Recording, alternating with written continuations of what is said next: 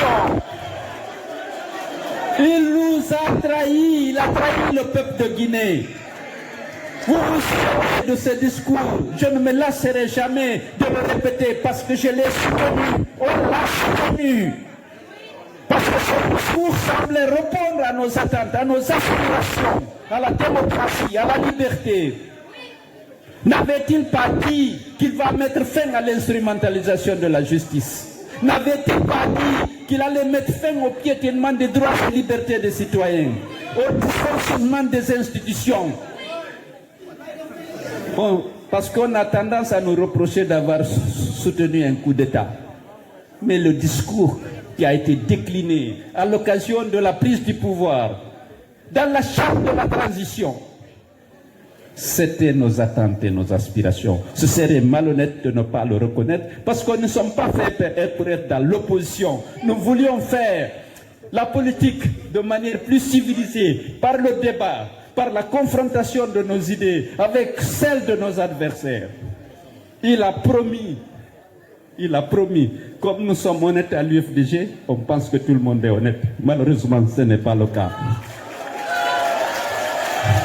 Alors, il faut le répéter parce que c'est important.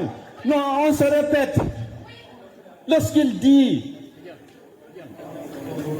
qu'il va arrêter le piétinement des droits et libertés des citoyens, il l'interdit l'endemain. Il le met en bonne place dans la charte de la transition qu'il jure de respecter devant le peuple de Guinée, devant la plus haute juridiction de notre pays. C'était devenu un serment d'officier, un serment d'un homme qui a eu la chance d'être à la tête de notre pays. Lorsqu'il jure, nous pensions que c'était vraiment de bonne foi. Mais aujourd'hui, les droits et libertés des citoyens.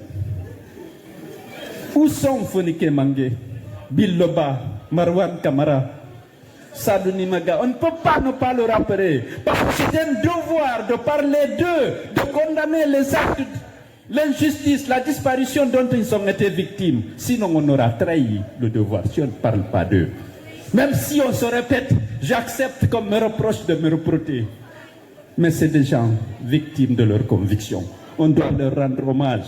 Nul ne sait aujourd'hui s'ils sont vivants ou pas, mais ils doivent savoir que derrière eux, il y a des hommes de foi, de bonne foi, qui ne les oublient pas. Pauvre Aliouba, où est-il?